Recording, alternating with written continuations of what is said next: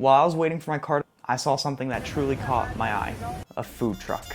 Not just any food truck, but a Hispanic food truck. One more thing that you should know about me is I'm actually from Miami. Well, I'm actually from Broward, but nobody knows where Broward is, so I tell them I'm from Miami, and then they're like, oh, okay, we get it. And Miami absolutely Miami can bust down in the kitchen. I don't know if you know that, but you should.